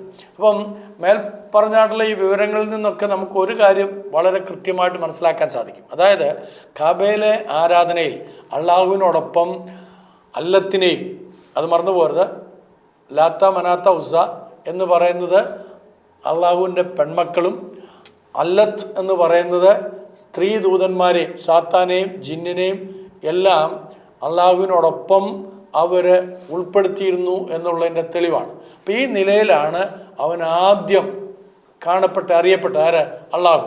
അള്ളാഹുവിനോട് ഇപ്രകാരം ചുറ്റിപ്പറ്റി നിൽക്കുന്ന നിരവധി ദേവീദേവന്മാരെയും ജിന്നുകളെയും അതുപോലെ മലക്കുകളെയും ഒക്കെ ഒന്ന് ഒഴിവാക്കുക എന്നുള്ളത് റസൂലിൻ്റെ ഏറ്റവും ആദ്യത്തെ ഒരു കർത്തവ്യമായിട്ടായിരുന്നു കണ്ടത്. അപ്പോൾ അതുകൊണ്ടാണ് തൻ്റെ പഠിപ്പിക്കലുകളിൽ അധികം ഈ ഒരു വിഷയത്തിൽ അദ്ദേഹം ശക്തി പകരുന്നത്. റസൂല് കൂടുതൽ ഉദ്ദേശപരമായി തന്നെ ഈ ഒരു വിഷയത്തെ സാധൂകരിച്ചുകൊണ്ട്, അല്ലെങ്കിൽ അതിനെ എംഫസൈസ് ചെയ്തുകൊണ്ട് പറയുന്നത്. അപ്പം ഇത് വേദപുസ്തകത്തിലെ ദൈവത്തോട് താരതമ്യപ്പെടുത്തിയാൽ മാത്രമേ മെക്കയിലെ ഉള്ളതായ അള്ളാഹുവും ഈ ബൈബിളിലെ ദൈവവും തമ്മിൽ ഒന്നാണെന്ന് വരുത്താൻ സാധിക്കുകയുള്ളൂ എന്ന് അദ്ദേഹത്തിന് പൂർണ്ണ ബോധ്യമായി. അതേപോലെ തന്നെ ദൈവത്തിൻ്റെ ജനമായ ഇസ്രായേലിനുള്ളതുപോലെ ഒരു പ്രത്യേക ആലയം അവർക്കും ഉണ്ടാകണമെന്ന് വളരെ കൃത്യമായിട്ട് നബിക്ക് ബോധ്യമാകുകയും കാബയെ അതൊരു അള്ളാഹുവിൻ്റെ ഭവനമാക്കി അത് മാറ്റുകയും ചെയ്യാനായിട്ട് അദ്ദേഹം ഒരുമ്പെട്ടത് അതുകൊണ്ടാണ്. അപ്പോൾ അബ്രഹാമും അതേപോലെ തന്നെ പഴയ നിയമത്തിലെയും പുതിയ നിയമത്തിലെയും ഒക്കെ പേര് കേട്ടതായിട്ടുള്ള ശ്രേഷ്ഠരായിട്ടുള്ള ആളുകളെയൊക്കെ തങ്ങളുടെ ആളുകളായിട്ടും അദ്ദേഹം ഗണിക്കുവാനും പഠിപ്പിക്കുവാനും ആ പഠനത്തിന് കൂടുതൽ എംഫസിസ് കൊടുക്കുവാനും ഇടയായിത്തീർന്നതും അതുകൊണ്ടാണ്. ഇപ്പോൾ ആളുകൾക്ക് മനസ്സിലായെന്ന് വിശ്വസിക്കുകയാണ്, മുസ്ലിം സഹോദരങ്ങൾക്ക് ബോധ്യമായെന്ന് ഞാൻ വിശ്വസിക്കുകയാണ്. ക്രൈസ്തവർ ഇത് മനസ്സിലാക്കണം. അതായത് എന്തുകൊണ്ടാണ് ബൈബിളിലെ കഥാപാത്രങ്ങൾ ഖുറാനിലും അനുബന്ധ ഗ്രന്ഥങ്ങളായിരിക്കുന്ന ഹദീസുകളിലും അതുപോലെ തന്നെ സീറകളിലും ഒക്കെ വരാൻ കാരണം, അതിൻ്റെ കാരണമെന്ന് പറയുന്നത് അന്ന് ഈ അള്ളാഹുവിനെ ആരാധിച്ച് പോകുന്ന വലിയൊരു ഗണം അവിടെയുണ്ട്. യഹൂദന്മാരുടെ ഇടയിലല്ല, ഈ മുസ്ലിംസിൻ്റെ ഇടയിൽ മാത്രമല്ല, അന്നത്തെ അറബികളുടെ പൊതുവിൽ അറബികളെല്ലാം തന്നെ ഈ അള്ളാഹുവിനെയാണ് ആരാധിച്ചു പോരുന്നത്. അപ്പോൾ ഈ അള്ളാഹുവിനെ ആരാധിച്ചു പോരുമ്പോൾ അള്ളാഹുവിനെ മാത്രമല്ല, അള്ളാഹുവിൻ്റെ കൂടെ വേറെയും ഒരുപാട് ദേവീദേവന്മാർ അവർക്കുണ്ട്. 360 പേരുണ്ട്. അപ്പോൾ ഈ 360 പേരിൽ അല്ലാത്തെന്ന് പറയുന്ന മറ്റൊരു ദേവിയുണ്ട്. ഈ അള്ളാഹുവിൻ്റെ കൂടെ തന്നെ ഒരു സ്ത്രീ രൂപത്തിലുള്ളതാണ്. അപ്പോൾ അവർക്കുള്ള മക്കളാണ് പെൺമക്കളും ആൺമക്കളും എന്നുള്ള ചിന്തയൊക്കെ ഈ ദേവീദേവന്മാരെ ആരാധിക്കുന്നവർക്കുണ്ടായിരുന്നു. ആ ആരാധനാ മൂർത്തികളെ മാറ്റിക്കൊണ്ട് അള്ളാഹു ആണ് ഏകൻ, അവിടെയാണ് നമ്മുടെ പോയിന്റ് കിടക്കുന്നത്. അള്ളാഹു ഏകൻ എന്ന് പറയുന്ന സമയത്ത് എല്ലാവരും ധരിച്ചു വച്ചിരിക്കുന്ന സത്താപരമായ ഒരു ഏകത്വത്തെക്കുറിച്ചാണ് ഇസ്ലാം സംസാരിക്കുന്നതാണ്. അല്ല, സത്താപരമായ ഒരു ഏകത്വത്തെക്കുറിച്ചല്ല അവിടെ സംസാരിക്കുന്നത്. മറിച്ച് അള്ളാഹുവിനോട് കൂട്ടിച്ചേർക്കുന്നതായിട്ടുള്ള ധാരാളം ദേവീദേവന്മാരുണ്ട്. ആ പോയിന്റ് മറക്കരുത് നിങ്ങൾ. അള്ളാഹുവിനോട് കൂട്ടിച്ചേർക്കുന്നതായിട്ടുള്ള അല്ലാത്ത്, ലാത്ത, മനാത്ത, ഉസ പോലുള്ള നിരവധി അനവധി ദേവീദേവന്മാരുള്ളപ്പോൾ അവരെ ക്ലബ് ചെയ്തതിനെയാണ് അള്ളാഹു മാത്രമാണ് ലാ ഇലാഹ ഇല്ലല്ലാഹു, അള്ളാഹു അല്ലാതെ മറ്റ് ദേവീദേവന്മാരില്ല എന്നാണ് പറയുന്നത്. അല്ലാതെ അള്ളാഹുവിൻ്റെ സത്താപരമായ ഒരു ടീച്ചിങ് അല്ല നബി അവിടെ തരുന്നത്. അത് നിങ്ങളെന്താ മനസ്സിലാക്കാത്തത്? അതതിൻ്റെ സത്യം. അപ്പം ഖുറാനിൽ പ്രസ്താവിച്ചിരിക്കുന്ന ചില ബിബ്ലിക്കൽ ക്യാരക്ടേഴ്സിനെ പിന്നെ എന്തിനാണ് എടുത്തത്? അതാണെന്നുള്ള ഞാൻ ചോദിച്ചത്. അതിൻ്റെ കാരണം ബൈബിളിൽ പറയുന്നതായ ദൈവം തന്നെയാണ് അവരും ആരാധിക്കുന്ന അള്ളാഹു എന്ന് വരുത്തി തീർക്കണമെങ്കിൽ ബൈബിളിലെ കഥാപാത്രങ്ങളെ അതിനോട് കൂട്ടിച്ചേർക്കണം. അതുകൊണ്ടാണ് ഇബ്രാഹിമിനെ കുറിച്ച് അബ്രഹാം എന്നുള്ള സ്ഥാനത്ത് ഇബ്രാഹിം എന്ന് വരുന്നത്. പക്ഷേ അബ്രഹാമും ഇബ്രാഹിമും തമ്മിൽ ക്യാരക്ടറിസ്റ്റിക് ആയിട്ട് യാതൊരു ബന്ധവുമില്ല. യേശുവിനെ കുറിച്ച് അവിടെ അതുകൊണ്ടാണ് ഈസ എന്ന് പറയുന്നത്. യേശുവിൻ്റെ സ്വഭാവമല്ല അവിടെയുള്ള കൺസെപ്റ്റ് അവിടെ ഉണ്ട്. മശിഹായെക്കുറിച്ചുള്ള കൺസെപ്റ്റ് ഉണ്ട്, പക്ഷേ യേശു അല്ല ഈ ഈസ. അതിനെക്കുറിച്ച് ഞാൻ നേരത്തെ തന്നെ ഈസായും യേശു എന്നും പറഞ്ഞ് ഒരുപാട് വീഡിയോ ചെയ്തിട്ടുണ്ട്. നിങ്ങൾക്ക് യൂട്യൂബിൽ അത് കിട്ടും. അപ്പം അത് ആദ്യമായിട്ട് ഈ ഡിഫറൻസിയേഷൻ ലോകത്തിൽ ആദ്യമായിട്ട് പറഞ്ഞത് ഞാൻ തന്നെയാണ്. അത് മറന്നു പോരുത്. ഈസായെക്കുറിച്ചും യേശുവിനെക്കുറിച്ചും ആദ്യമായിട്ട് രണ്ട് ക്യാരക്ടേഴ്സ് ആണെന്നുള്ളത് ആദ്യമായിട്ട് പബ്ലിക്കായിട്ട് പ്രസ്താവിച്ച വ്യക്തി ഞാനാണ്. അപ്പം ബൈബിൾ കഥാപാത്രങ്ങളും ഇസ്ലാമിക കഥാപാത്രങ്ങളും രണ്ടും രണ്ടാണെന്നുള്ളതും യഹോവയും അള്ളാഹുവും രണ്ടും രണ്ടാണെന്നുള്ളതും ഒക്കെ വളരെ കൃത്യമായിട്ട് 2009 മുതൽ എല്ലാ സ്ഥലങ്ങളിലും പരസ്യ പ്രഖ്യാപനം നടത്തിക്കൊണ്ടിരിക്കുന്ന ഒരു വ്യക്തി എന്നുള്ള നിലയിൽ ഞാൻ പറയട്ടെ, വളരെ കൃത്യമായിട്ട് പറയട്ടെ, ബൈബിളിലെ കഥാപാത്രങ്ങൾ എടുക്കാൻ കാരണം ഈ ബൈബിളിൽ പറഞ്ഞിരിക്കുന്ന ദൈവത്തെ തന്നെയാണ് ഖുറാനിലും ആവിഷ്കരിച്ചിരിക്കുന്നതെന്ന് വരുത്തി തീർക്കാൻ വേണ്ടിയിട്ടാണ്. അങ്ങനെ ആവിഷ്കരിച്ചത് കൊണ്ട് അല്ലെങ്കിൽ അങ്ങനെ എടുത്ത് ചേർത്തത് കൊണ്ട് അതൊന്നാകുകയില്ല. കാരണം ദൈവത്തിൻ്റെ ക്യാരക്ടറിസ്റ്റിക്, ദൈവത്തിൻ്റെ സ്വഭാവം അതെത്രയോ മനോഹരത്വമുള്ളതും എത്രയോ ഉന്നതമായിട്ടുള്ളതാണ്. അപ്പം അത് ഗ്രഹിക്കാനായിട്ടാണ് നമ്മൾ ശ്രമിക്കുന്നത്. അപ്പം നമുക്കറിയാവുന്ന പോലെ സൂറ 6:91, 42, 51 നമ്മൾ ഇതിനെക്കുറിച്ചുള്ള പരാമർശങ്ങൾ കാണുന്നുണ്ട്. അതേപോലെ ഈ ബൈബിളിലെ തോറ, അതേപോലെ ദാവൂദിൻ്റെ സബൂർ അല്ലെങ്കിൽ സങ്കീർത്തനങ്ങൾ, അതേപോലെ പുതിയ നിയമം ഏവൻഗേലിയോൻ എന്ന് നമ്മൾ പറയും. അവരെ സംബന്ധിച്ച് അത് അവർ പറയുന്ന ഇഞ്ചീൽ എന്ന് മുസ്ലിം സഹോദരങ്ങൾ വിളിക്കും. അപ്പോൾ അതല്ല, ഇഞ്ചീലല്ല പുതിയ നിയമം എന്നുള്ളത് നമ്മൾ അറിയണം. അപ്പോൾ ഇവയെല്ലാം നൽകപ്പെട്ടതുപോലെ തന്നെയാണ് ഖുറാനും അള്ളാഹുവിനാൽ നൽകപ്പെട്ടു എന്ന് മുഹമ്മദ് നബി പറയുന്നത്, പ്രഖ്യാപിക്കുന്നത്. ശ്രദ്ധിച്ചോണേ, തോറ എങ്ങനെയാണോ കിട്ടിയത്, അതേപോലെ ഇഞ്ചീൽ എങ്ങനെയാണോ നിങ്ങൾക്ക് കിട്ടിയിരിക്കുന്നത്, സബൂർ എങ്ങനെയാണോ കിട്ടിയിരിക്കുന്നത്, അതുപോലെയാണ് അള്ളാഹു ഞങ്ങൾക്ക് ഖുറാൻ തന്നത് എന്ന് അദ്ദേഹം ക്ലെയിം ചെയ്യുകയാണ്. അപ്പം അള്ളാഹുവിനെ ബൈബിളിലെ ദൈവത്തോട് താരതമ്യപ്പെടുത്തുക മാത്രമല്ല, ഖുറാനും ബൈബിളും ഒരേ ഉറവിടത്തിൽ നിന്ന് വന്നതാണെന്നും കൂടെ പറയുകയാണ്. അവിടെ അതിൻ്റെ പിഴവ്. കാരണം നേരത്തെ ഞാൻ പറഞ്ഞ പോലെ ഖുറാനിലുള്ള ബിബ്ലിക്കൽ ക്യാരക്ടേഴ്സ് എന്ന് നമുക്ക് തോന്നുന്നവർ ഒന്നും തന്നെ വാസ്തവത്തിൽ വേദപുസ്തകത്തിലെ കഥാപാത്രങ്ങളല്ല. ആ പേര് കൊണ്ട് സാമ്യമുണ്ടെന്നേ ഉള്ളൂ. അവരുടെ സ്വഭാവം കൊണ്ടോ പ്രവർത്തനങ്ങൾ കൊണ്ടോ ജീവിത സാഹചര്യങ്ങൾ കൊണ്ടോ അവർ ജീവിച്ചിരുന്ന ഇടങ്ങൾ കൊണ്ടോ ഒന്നും തന്നെ യാതൊരു വിധത്തിലുള്ള സാമ്യവും ഖുറാനികമായിട്ട് കാണാൻ കഴിയുകയില്ല. അച്ഛൻ പറയുന്നത് മനസ്സിലാകുന്നു എന്ന് ഞാൻ വിശ്വസിക്കുന്നു. അപ്പോൾ ഇവിടെ ഖുറാനിലെ അള്ളാഹുവും ബൈബിളിലെ ദൈവവും ഒന്ന് തന്നെയാണെന്ന് ഖുറാനിൻ്റെ ഉപദേശങ്ങളുടെ അടിസ്ഥാന തത്വത്തെ നമ്മൾ തിരസ്കരിക്കുകയാണ്. അല്ല, അതിൻ്റെ കാരണം എന്താണ്? എല്ലാ മുസ്ലിം സഹോദരങ്ങളും വിശ്വസിച്ച് വച്ചിരിക്കുന്ന പോലെ ബൈബിളിൽ പറഞ്ഞിരിക്കുന്ന ക്യാരക്ടേഴ്സ് അല്ല ഖുറാനിലേക്ക് ബൈബിളിൽ നിന്ന് എടുത്തിരിക്കുന്ന ക്യാരക്ടേഴ്സ്. ഒരുപാട് ഉദാഹരണങ്ങൾ പിന്നീട് ഞാൻ തരാം. മുമ്പ് ഞാൻ പറഞ്ഞിട്ടുണ്ട്.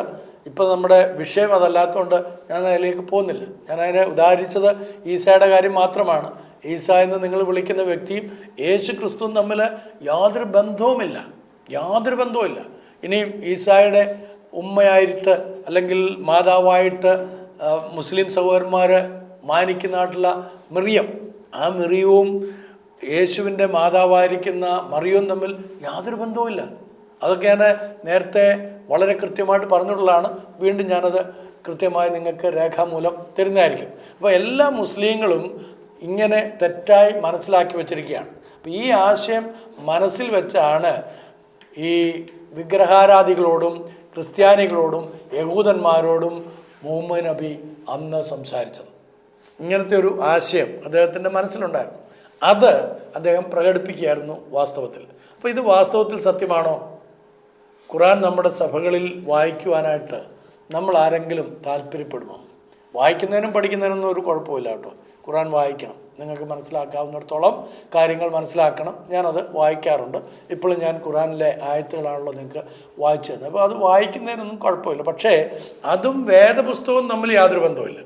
ദൈവവചനവും ഖുർആനും തമ്മിൽ യാതൊരു ബന്ധവുമില്ലെന്നാണ് ഞാൻ പറഞ്ഞതിൻ്റെ സാരം. അപ്പോൾ അള്ളാഹുവിനെ പറ്റി മുസ്ലിങ്ങൾ മനസ്സിലാക്കുന്നത് പോലെ അല്ല ദൈവത്തിൻ്റെ സ്വഭാവത്തെയും ദൈവത്തിൻ്റെ നേച്ചറിനെയും സത്താപരമായ മനസ്സിലാക്കലും ക്രൈസ്തവർക്കുള്ളത്.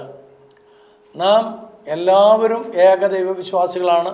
മുസ്ലിം സഹോദരങ്ങളും അങ്ങനെയാണ്, നമ്മളും അങ്ങനെയാണ്. അതുകൊണ്ട് ഒരേ ദൈവത്തെയാണ് വിശ്വസിക്കുന്നത് എന്ന് ചിലർ പറയുന്നുണ്ടെങ്കിൽ, നാം വിശ്വസിക്കുന്നവരായ ദൈവത്തിൻ്റെ സ്വഭാവ ശ്രേഷ്ഠത എന്ത്, ഇസ്ലാം വിശ്വസിക്കുന്ന അള്ളാഹുവിൻ്റെ സ്വഭാവങ്ങൾ എന്തെല്ലാം, അതൊന്ന് പരിശോധിച്ചാൽ മതി.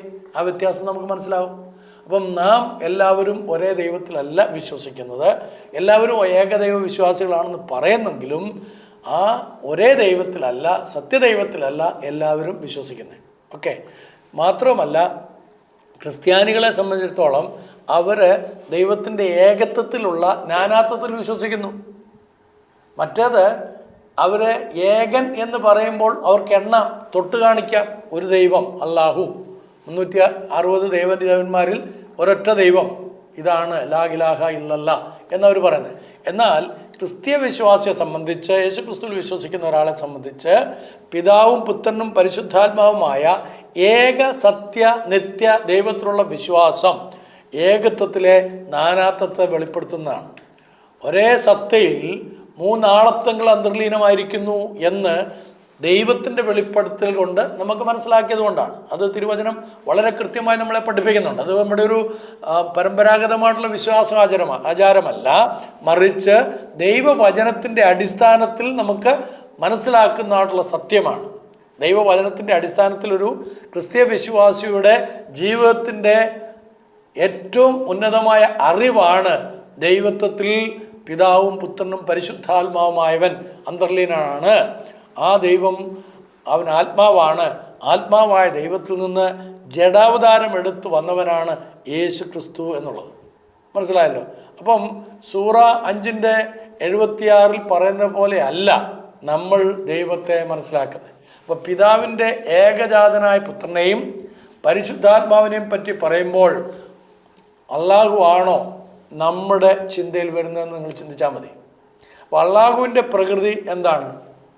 അള്ളാഹുവിൻ്റെ പ്രകൃതി നിങ്ങളുടെ അറിവിൽ എന്താണ്? അള്ളാഹു സൃഷ്ടി വൈഭവം ചെയ്തവനാണ്, അല്ലെങ്കിൽ അള്ളാഹു സൃഷ്ടികർമ്മം ചെയ്തവനാണെന്ന് ഖുർആന് പ്രകീർത്തിക്കുന്നുണ്ട്. അപ്പം പ്രപഞ്ചത്തിലെ നന്മയും തിന്മയും അള്ളാഹുവിൻ്റെ സൃഷ്ടിയാണെന്നും ഇസ്ലാം മതം പഠിപ്പിക്കുന്നുണ്ട്. അപ്പം അള്ളാഹുവിൻ്റെ ഐക്യത്തെപ്പറ്റി പറയുന്ന സമയത്ത്, അല്ലെങ്കിൽ തൗഹീദ് എന്നവർ പറയുമ്പോൾ തൻ്റെ സൃഷ്ടി പ്രവർത്തനങ്ങളെ കൂടി ഉൾപ്പെടുത്തിയാണ് ആ ഒരു ഐക്യത്തെ അവർ മനസ്സിലാക്കിയിരിക്കുന്നത്. നാം ആ ആശയത്തോട് യോജിക്കുന്നില്ല. മുസ്ലിം സഹോദരന്മാർ മേൽപ്പറഞ്ഞ ചിന്താഗതിയെ കൃത്യമായിട്ട് നമ്മുടെ ഭാഷയിൽ പറഞ്ഞു കഴിഞ്ഞാൽ മാണിക്കേയ മതത്തിൻ്റെ ചിന്താഗതിയോട് വളരെ സാമ്യമേറിയതാണ്. മാണിക്കേയ മതസ്ഥരുടെ ചിന്താഗതി എന്താണെന്നുള്ളത് നമുക്കറിയാം. സൃഷ്ടിയും സൃഷ്ടിതാവും ഒന്നാകുന്നു എന്നുള്ള ആ ഒരു ചിന്തയാണ്. അപ്പം നന്മയുടെയും തിന്മയുടെയും സൃഷ്ടിയെ പ്രതിനിധാനം ചെയ്യുന്ന ഇരുവിധ ശക്തികൾ ഈ പ്രപഞ്ചത്തിലുണ്ടെന്നാണ് മാണിക്കേയ മതം പഠിപ്പിക്കുന്നത്. നന്മയും തിന്മയും ഒരുപോലെ. അപ്പോൾ ഈ സൃഷ്ടിയുടെ ഈ രണ്ട് കർമ്മവശങ്ങളും അള്ളാഹുവിൽ നിക്ഷിപ്തമായിരിക്കുന്നു എന്ന് ഖുറാനികമായിട്ട് മുസ്ലിം സഹോദരങ്ങൾ വിശ്വസിക്കുന്നു. സൃഷ്ടികളിൽ എന്തൊക്കെയുണ്ട്? ഈ രണ്ട് കർമ്മവശങ്ങൾ, രണ്ട് തെറ്റായ, ഒന്ന് നന്മയുടെയും ഒന്ന് തിന്മയുടെയും, അങ്ങനെ ഇല്ലേ എന്ന് മുസ്ലിം സഹോദരങ്ങൾ ഇപ്പോൾ ചിന്തിക്കുന്നുണ്ടാവും ഇത് കേൾക്കുമ്പോൾ. അതാണ് ഇസ്ലാമും ക്രിസ്തീയ വിശ്വാസവും തമ്മിലുള്ള വ്യത്യാസം. വേദപുസ്തകത്തിൽ പറഞ്ഞിരിക്കുന്ന സത്യദൈവത്തെക്കുറിച്ച് പറയുമ്പോൾ അങ്ങനെയല്ല പറഞ്ഞിരിക്കുന്നത്. അപ്പോൾ അള്ളാഹുവിൻ്റെ ഐക്യത ദ്വൈത്വഭാവങ്ങളുടെ ഒരു ഏകീകരണമായിട്ടാണ് അവർ പറയുന്നത്. ദ്വൈത്വഭാവം എന്ന് പറഞ്ഞു കഴിഞ്ഞാൽ ദ്വൈതഭാവമുണ്ട് അള്ളാഹുവിന്. തിന്മ ചെയ്യാനും നന്മ ചെയ്യാനുമുള്ള ആഗ്രഹവും ആ രീതിയും. തിന്മയും ചെയ്യും നന്മയും ചെയ്യും. അള്ളാഹു നന്മയും ചെയ്യുന്നുണ്ട്, അതോടൊപ്പം തന്നെ തിന്മയും ചെയ്യുന്നുണ്ട്. എന്നാൽ വേദപുസ്തകപരമായിട്ട്, ബൈബിൾ പരമായിട്ട് അങ്ങനെയാണോ? വേദപുസ്തകത്തിലെ ദൈവം നീതിമാനാണ്. അവൻ ദോഷത്തെ വെറുക്കുന്നു. അപ്പം ധാർമ്മികമായിട്ടുള്ള തിന്മ അഥവാ ദുഷ്ടത ദൈവത്തിൻ്റെ സൃഷ്ടിയാണെന്ന് പറയുന്നത് വേദപുസ്തകത്തിൻ്റെ അടിസ്ഥാനത്തിൽ ദൈവദൂഷണമാണ്. മറന്നുപോകരുത്. വേദപുസ്തകം പഠിപ്പിക്കുന്നത് ദൈവം ദോഷങ്ങളാൽ ആരെയും പരീക്ഷിക്കുന്നില്ല എന്ന് പറഞ്ഞാൽ ദൈവത്തിൽ നിന്ന് തിന്മ വരുന്നില്ല. Whereas Quran says that Allah does sin. വ്യത്യാസം മനസ്സിലായോ? അള്ളാഹു പാപം ചെയ്യാനായിട്ട് മനുഷ്യരെ പ്രേരിപ്പിക്കുന്നു, തിന്മയിലേക്ക് മനുഷ്യരെ നയിക്കുന്നു, പാപത്തിലേക്ക് മനുഷ്യനെ നയിക്കുന്നു. എന്നാൽ വേദപുസ്തകം പഠിപ്പിക്കുന്നത് തിന്മ ചെയ്യാതിരിക്കാനായിട്ട് മനുഷ്യനെ ദൈവം സ്നേഹിക്കുകയും അവരെ പ്രൊട്ടക്റ്റ് ചെയ്യുകയും ചെയ്യുന്നു എന്നുള്ളതാണ്. അപ്പോൾ ആ രണ്ട് വ്യത്യാസങ്ങൾ നിങ്ങൾ കൃത്യമായിട്ട് മനസ്സിലാക്കിയെന്ന് വിശ്വസിക്കുന്നു. അപ്പം ദൈവത്തിൻ്റെ ധാർമ്മിക ഗുണലക്ഷണങ്ങളുടെ ഐക്യത്തെയാണ് ബൈബിളിലെ ഉപദേശങ്ങളുടെ കേന്ദ്ര വിഷയം ദൈവസംബന്ധമായ കാര്യത്തിൽ. അത് മറന്നു പോകരുത്. ദൈവസംബന്ധമായിട്ട് നമ്മൾ പഠിപ്പിക്കുമ്പോൾ ദൈവത്തിൻ്റെ ധാർമ്മിക ലക്ഷണങ്ങൾ ഏതൊക്കെയാണ്? ഗുണപരമായ ലക്ഷണങ്ങളാണുള്ളത്. അതിനകത്തൊരു ഐക്യതയുമുണ്ട്. അപ്പോൾ അതുകൊണ്ട് മുസ്ലിംസിനെ സംബന്ധിച്ചിടത്തോളം അള്ളാഹുവിനെ പറ്റി ഈ വിധത്തിൽ അവർക്ക് ചിന്തിക്കാൻ പോലും പറ്റുകയില്ല. ബൈബിളിൽ പറഞ്ഞിരിക്കുന്ന ദൈവത്തിൻ്റെ ധാർമ്മിക ബോധത്തോടുകൂടെ ഖുറാനിലെ അള്ളാഹുവിനെ നമുക്ക് അപ്രോച്ച് ചെയ്യാൻ പറ്റുകയില്ല. അള്ളാഹുവിൽ നീതിയുടെ പ്രമാണം എന്നൊന്നില്ല. അത് നമ്മൾ മനസ്സിലാക്കണം. അള്ളാഹു തനിക്ക് ബോധിച്ചതുപോലെ പ്രവർത്തിക്കുന്നു. അവൻ മനുഷ്യരെ നേർവഴിക്ക് നടത്തുന്നു, മനുഷ്യരെ വഴിതെറ്റിക്കുന്നു എന്നിങ്ങനെ സൂറ 15 29 മുതൽ 43 വരെയുള്ള ആയത്തുകളിൽ നമുക്ക് കാണാൻ കഴിയും. അവിടെ മാത്രമല്ല, വേറെ ഭാഗത്ത് നമുക്ക് ഇതിനെക്കുറിച്ച് തന്നെ ഈ വിധത്തിൽ സംസാരിക്കുമ്പോൾ ഈ തിന്മ വരുന്നത് ബൈബിളിലെ അടിസ്ഥാനത്തിൽ തിന്മ പിശാചിൽ നിന്ന് വരുന്നതാണ്, സാത്താനിൽ നിന്ന് വരുന്നതാണ്. അപ്പം ഇതേ കാര്യം അള്ളാഹു ചെയ്യുന്ന തിന്മ അതേപോലെ തന്നെ സാത്താനെക്കുറിച്ച് പറയുന്ന സ്ഥലത്തും സാത്താൻ ഇത് ആവർത്തിക്കുന്നുണ്ട്, സാത്താൻ അത് ചെയ്യുന്നുണ്ട്. അപ്പം സാത്താൻ അള്ളാഹുവിനോട് ഇതിനെക്കുറിച്ച് പറയുന്നുണ്ട്, നീ എന്നെ ചതിച്ചതുപോലെ ഞാൻ അവരെയും ചതിക്കും. അപ്പോൾ ആരാണ് സാത്താനെ ചതിച്ചത്? അള്ളാഹുവാണ്. അള്ളാഹുവിനോട് സാത്താൻ പറയുകയാണ്, ഇജിന്നെ ചതിച്ചു, ഓലെ ഞാനും ചതിക്കും. ഇജിന്നെ ഇങ്ങനെ കാട്ടിയതുകൊണ്ട് ഞാൻ ഓലെ അങ്ങനെ കാട്ടും. അത് അള്ളാഹുവിനോട് ആര് പറയാണ്? ഇബ്ലീസ് പറയുകയാണ്. അപ്പം അള്ളാഹു സാത്താനെ ചതിച്ചു എന്നതിന് ഉപയോഗിച്ചിരിക്കുന്ന അതേ ക്രിയാപദമാണ് സാത്താൻ മനുഷ്യരെ ചതിക്കുന്നതിനും ഉപയോഗിച്ചിരിക്കുന്നത്. ഏത് പദത്തിലാണോ ഏതർത്ഥത്തിലാണോ ഓലെ വഞ്ചിക്കും, ഓലെ ചതിക്കും, ഓലെ പറ്റിക്കുമെന്ന് പറയുന്നത് സാത്താൻ പറയുന്നത്, അപ്പം അതേ പദം തന്നെയാണ് ഈ അള്ളാഹു സാത്താനെ പറ്റിക്കാനായിട്ടും ഉപയോഗിച്ചതായിട്ട് ഖുറാനികമായിട്ട് നമുക്ക് മനസ്സിലാക്കാൻ സാധിക്കുന്നത്. അപ്പം സാത്താന്യ പ്രവർത്തനങ്ങളോടനുബന്ധിച്ച് ബൈബിളിലെ ദൈവത്തിൻ്റെ പ്രവർത്തികളെപ്പറ്റി പറയുന്നത് ദൈവദൂഷണമായിട്ടാണ് നമ്മൾ മനസ്സിലാക്കുന്നത്. വേദപുസ്തകം വിശ്വസിക്കുന്ന ഏതൊരു വ്യക്തി, ക്രിസ്തുയേശുവിനെ രക്ഷകനായി സ്വീകരിച്ച ഏതൊരു വിശ്വാസിയും വിശ്വസിക്കുന്നത് അതൊരു ദൈവദൂഷണമായിട്ടാണ്. കാരണം ദൈവത്തിന് തൻ്റെ വിശുദ്ധ സ്വഭാവത്തിനൊത്തവണ്ണം മാത്രമേ നിലകൊള്ളാൻ പറ്റുള്ളൂ.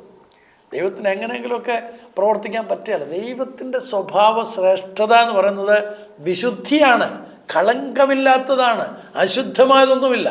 അപ്പോൾ ഈ വിശുദ്ധി എന്താണെന്നുള്ളത് ഖുറാനികമായിട്ട് പഠിച്ചു കഴിഞ്ഞാൽ ഒരുപാട് ചിരിക്കാനുണ്ടാവും. പക്ഷേ വേദപുസ്തകത്തിൽ പറയുന്നത് വേർപെട്ടിരിക്കുന്ന, ഇന്നലെ ഞാൻ അതിൻ്റെ പദങ്ങൾ പറഞ്ഞു. ഖാദേശ് എന്നുള്ളൊരു പദമാണ് വിശുദ്ധിക്ക് പഴയ നിയമത്തിൽ ഉപയോഗിച്ചിരിക്കുന്ന എബ്രായ പദം. പുതിയ നിയമത്തിൽ വരുമ്പോൾ ഹോഗ്യോസ് മാറ്റിവെക്കപ്പെട്ടത്, സെപ്പറേറ്റഡ് വൺ, പ്രത്യേകമായി തിന്മയിൽ നിന്ന് മാറി നിൽക്കുന്നത്. അപ്പം ദൈവം അശുദ്ധമായതൊന്നും തന്നെ ചെയ്യുന്നവനല്ല. അവൻ്റെ സ്വഭാവം എന്ന് പറയുന്നത് പരിശുദ്ധമായിട്ടുള്ളതാണ്. ഈ പരിശുദ്ധി എന്നുള്ള വാക്ക് ചില മനുഷ്യർക്ക്, ചില മെത്രാന്മാർക്കൊക്കെ ചിലർ ആരോപിക്കുന്നത് അബദ്ധവും അപകടവും ദൈവദൂഷണവുമാണെന്നും കൂടെ ഈ തരുണത്തിൽ ഞാനൊന്ന് ഓർപ്പിക്കുക. കാരണം പരിശുദ്ധി എന്ന് പറഞ്ഞു കഴിഞ്ഞാൽ അശുദ്ധമായത് ഒട്ടുമില്ലാത്തത് എന്നുള്ളതാണ്, ശുദ്ധമായിട്ടുള്ളത്. എന്നാൽ ഈ നാമം പേറി നടക്കുന്നവരിൽ മുഴുവനും തിന്മ മാത്രമേ നമുക്ക് കാണാൻ കഴിയുന്നുള്ളൂ എന്നുള്ളത് സങ്കടകരമായൊരു കാര്യം കൂടിയായിട്ട് നിങ്ങളുടെ മുമ്പാകെ പറയുകയാണ്. അപ്പം ഈ വിശുദ്ധ സ്വഭാവത്തിനൊത്തവണ്ണം നിലകൊള്ളുന്ന ദൈവത്തോട് അനുരൂപമാക്കി മനുഷ്യനെ ആരെങ്കിലും ചിന്തിക്കുകയോ ആ പേര് ഉപയോഗിക്കുകയോ ചെയ്യുന്നുണ്ടെങ്കിലും അതും വലിയ തിന്മ തന്നെയാണ് എന്നുള്ളത് അത്തരക്കാർ മറന്നു പോകരുത്. നിങ്ങളുടെ അധരങ്ങളിൽ ആ വാക്ക് വരാതിരിക്കാനും ആ പദം നിങ്ങളുടെ പേരിനോടൊപ്പം വരാതിരിക്കാനും നിങ്ങൾ ശ്രദ്ധിക്കേണ്ടത് ഏറ്റവും അത്യാവശ്യമാണ്. അറിവില്ലായ്മയുടെ കാലം ദൈവം ക്ഷമിക്കും. നിങ്ങൾക്ക് അറിവില്ലായ്മ കൊണ്ടാണ് നിങ്ങൾ അത്തരം ടൈറ്റിലൊക്കെ നിങ്ങൾക്ക് കൊടുക്കുന്നത്. അത് ദൈവം ക്ഷമിക്കട്ടെ. പക്ഷേ നിങ്ങൾ അറിഞ്ഞിട്ടും ഇതൊക്കെ കേട്ടിട്ടും പിന്നെ നിങ്ങൾ ഇത് അനുവർത്തിക്കുകയാണെങ്കിൽ നിങ്ങൾക്ക് വരാൻ പോകുന്ന ശിക്ഷ അതികഠിനമായിരിക്കുമെന്നുള്ളതും കൂടെ ഈ വചനത്തിൻ്റെ അടിസ്ഥാനത്തിൽ ഞാൻ പറയട്ടെ. അപ്പം ദൈവം നമുക്ക് തൻ്റെ സ്വഭാവത്തെ വെളിപ്പെടുത്തി തരുമ്പോൾ നമുക്ക് മരണം വിട്ട് ജീവനിലേക്ക് കടക്കാൻ തക്കവണ്ണമുള്ള അവകാശം കൂടിയാണ് തരുന്നത്. എന്നാൽ അള്ളാഹു അങ്ങനെയല്ല. അപ്പോൾ അവിടെയാണ് ആ വ്യത്യാസം. അപ്പോൾ തിരഞ്ഞെടുക്കുവാനുള്ള സ്വാതന്ത്ര്യം ദൈവം നമുക്ക് തരുന്നുണ്ട്. എന്നാൽ അള്ളാഹുവിനെ സംബന്ധിച്ച് അങ്ങനെ ഒരവസ്ഥ ആർക്കും കൊടുക്കുകയില്ല. അള്ളാഹുവിന് എന്തെങ്കിലും അവസ്ഥാ മാറ്റം സംഭവിക്കുന്നതായോ മനുഷ്യൻ്റെ പാപം നിമിത്തം അള്ളാഹുവിൻ്റെ ശക്തിക്ക് കോട്ടം തട്ടുന്നതായിട്ടോ നാം അവിടെ കാണുന്നില്ല, ഖുർആനികമായിട്ട് കാണുന്നില്ല. അപ്പോൾ മനുഷ്യൻ്റെ സത്പ്രവൃത്തിയും ദുഷ്പ്രവൃത്തിയും എല്ലാം അള്ളാഹുവിൻ്റെ സൃഷ്ടിയായിട്ടാണ് ഖുർആനികമായിട്ടും അതിൻ്റെ വ്യാഖ്യാതാക്കളിൽ നിന്നുമൊക്കെ നമുക്ക് മനസ്സിലാക്കാനായിട്ട് സാധിക്കുന്നത്. അപ്പോൾ മനുഷ്യന് വേണ്ടി അവിടുന്ന് സൃഷ്ടിച്ച പ്രവൃത്തികളെ സ്വായത്തമാക്കുവാൻ അവന് ശക്തി നൽകുക മാത്രമേ അവൻ ചെയ്യുന്നുള്ളൂ നമ്മളെ സംബന്ധിച്ച്. അപ്പോൾ ഈ സ്വായത്തമാക്കൽ മനുഷ്യൻ്റെ ഭാഗത്ത് നിന്ന് സ്വതന്ത്രമായുള്ള ഒരു സ്വീകരണമല്ല. കാരണം എനിക്കങ്ങനെ പ്രവർത്തിക്കേണ്ട എന്ന് സ്വയമായി പറയുവാൻ മനുഷ്യന് കഴിയുകയില്ല. മനുഷ്യൻ്റെ എല്ലാ ചിന്തകളും പ്രവൃത്തികളും ആഗ്രഹങ്ങളും താല്പര്യങ്ങളും അള്ളാഹുവിനാൽ സൃഷ്ടിക്കപ്പെട്ടിരിക്കുന്നു എന്ന് പറഞ്ഞു കഴിഞ്ഞാൽ അവിടെ മനുഷ്യന് ഒരു സ്വാതന്ത്ര്യവുമില്ല. അപ്പം ഇതിനെക്കുറിച്ച് പിന്നീട് നമുക്ക് കൂടുതലായിട്ട് മനസ്സിലാക്കാം. ഒരു കാര്യം ഓർക്കേണ്ടത്, ബൈബിൾ സംബന്ധമായിട്ട് നോക്കുമ്പോൾ ദൈവം മനുഷ്യന് പൂർണ്ണ സ്വാതന്ത്ര്യം നൽകിയിട്ടാണ്, ഇച്ഛാശക്തി നൽകിയിട്ടാണ് ശരിയും തെറ്റും തിരഞ്ഞെടുക്കാനുള്ള, അതിനാണ് ജ്ഞാനം എന്ന് നമ്മൾ വിളിക്കുന്നത്. ആ ജ്ഞാനം നൽകിക്കൊണ്ടാണ് ശരിയേത് തെറ്റേത് അത് തിരഞ്ഞെടുക്കാനുള്ള അവകാശം ഉണ്ടായത്. അതേസമയം ഖുർആനികമായിട്ട് മനുഷ്യനെ സൃഷ്ടിച്ചിരിക്കുന്ന അള്ളാഹു പറയുകയാണ്, നീ എൻ്റെ താല്പര്യപ്രകാരം അത് നീ തെറ്റ് ചെയ്യണമെന്നാണ് എൻ്റെ ആഗ്രഹമെങ്കിൽ നീ തെറ്റ് ചെയ്തോളുക. തെറ്റ് ചെയ്യുക എന്നുള്ളത് ഞാൻ നിന്നെക്കുറിച്ച് നിയമിച്ചിരിക്കുകയാണെങ്കിൽ നീ അത് ചെയ്തു കൊള്ളണം എന്നാണ് പറയുന്നത്. അപ്പോൾ മനുഷ്യൻ ചിന്ത കൊണ്ടോ പ്രവൃത്തി കൊണ്ടോ ഒന്നും സൃഷ്ടിക്കുന്നില്ല. എന്നാൽ അള്ളാഹു എല്ലാ മനുഷ്യൻ്റെയും ചിന്തകളെയും പ്രവൃത്തികളെയും സൃഷ്ടിച്ചിരിക്കുന്നു എന്ന് മാത്രമല്ല, അവൻ്റെ എല്ലാ ഇന്ദ്രിയ ജ്ഞാനത്തിൻ്റെയും പ്രത്യക്ഷവും പെട്ടെന്നുള്ളതുമായ കാരണവും അള്ളാഹുവാണ്. ഉദാഹരണത്തിന് ഒരാൾക്ക് തീപ്പൊള്ളൽ അനുഭവിക്കുന്നുണ്ടെങ്കിൽ അള്ളാഹു ആ അനുഭവം അവനിൽ സൃഷ്ടിക്കുന്നതുകൊണ്ടാണ് അവനത് അനുഭവപ്പെടുന്നത്. മാത്രമല്ല അള്ളാഹുവിൻ്റെ നിരന്തര സൃഷ്ടി പ്രവൃത്തിയിലുള്ള വിശ്വാസ നിമിത്തം പ്രപഞ്ചത്തിൽ സുസ്ഥിരമായ ഒരു പ്രകൃതി ഇല്ലെന്നായിരുന്നു ആദ്യകാല മുസ്ലിം തിയോളജിയന്മാർ ധരിച്ചിരുന്നത്. അതും കൂടെ വളരെ പ്രധാനപ്പെട്ട ഒരു കാര്യമാണ്. അപ്പോൾ ആദ്യകാലത്തെ ഇസ്ലാമിക പണ്ഡിതന്മാർ ധരിച്ചു വച്ചിരുന്നത് പ്രപഞ്ചത്തിൽ ആ ഒരു സുസ്ഥിരമായിട്ടുള്ള ഒരു പ്രകൃതി ഇല്ല എന്നുള്ളതായിരുന്നു അവരുടെ ചിന്ത. പ്രപഞ്ചത്തിൽ കാണപ്പെടുന്ന എല്ലാ വസ്തുക്കളുടെ പ്രവർത്തന പ്രകൃതി മാത്രമാണെന്നും യഥാർത്ഥത്തിൽ യാതൊന്നും സ്ഥിതി ചെയ്യുന്നുവോ അഥവാ സംഭവിക്കുന്നുവോ അതിൻ്റെ എല്ലാം പ്രത്യക്ഷവും ക്ഷിപ്രവുമായ കാരണം അള്ളാഹു ആണെന്നും അവർ പ്രസ്താവിച്ചുകൊണ്ടിരിക്കുകയാണ്. അവർ പറയുന്നത് ഈ പ്രപഞ്ചത്തിൽ എന്തെല്ലാം ഉണ്ടോ അതെല്ലാം തന്നെ നിയന്ത്രിക്കുന്നതൊക്കെ അള്ളാഹുവാണ്. അതൊക്കെ ശരി. പക്ഷേ ആ അള്ളാഹു ചിന്തിക്കുന്ന തലത്തിൽ മാത്രമേ അത് ചരിക്കുന്നുള്ളൂ. നിലവിലുള്ള എല്ലാ വസ്തുക്കളുടെയും പരമാണുവിനെ അല്ലെങ്കിൽ ആറ്റത്തിനെ ഓരോ നിമിഷവും അവൻ സൃഷ്ടിക്കുന്നു എന്ന് വേറെ ചില മുസ്ലിം സഹോദരങ്ങൾ വാദിക്കാറുണ്ട്. അതുകൊണ്ട് ഒരു വിശുദ്ധൻ്റെ പ്രവർത്തനങ്ങൾ, സ്വാതന്ത്ര്യത്തിൻ്റെ ആധിക്യം, ഒരു ഈച്ചയുടെ പറക്കൽ, ആകാശത്തിലെ നക്ഷത്രത്തിൻ്റെ ചലനം ഓരോന്നും അനുനിമിഷമുള്ള അള്ളാഹുവിൻ്റെ സൃഷ്ടികളാണ്. ഇവ അള്ളാഹു സകലത്തിൻ്റെയും സൃഷ്ടാവാണ് എന്ന് തെളിയിക്കുന്നു എന്നാണ് അവർ പറയുന്നത്. അപ്പോൾ സൃഷ്ടിപ്പിൻ പ്രകൃതിയിൽ മാറ്റമില്ലാത്ത ഈ ദൈവമാണ് ഇസ്ലാമിൻ്റെ ആരാധ്യനായിട്ടുള്ള അള്ളാഹു. മനുഷ്യൻ സൃഷ്ടിക്കുവാൻ കഴിയാത്തവനും അള്ളാഹുവിൻ്റെ കയ്യാൽ നിയന്ത്രിക്കപ്പെടുന്നവനുമാണെന്നും ഇസ്ലാം കൃത്യമായിട്ട് പഠിപ്പിക്കുന്നുണ്ട്.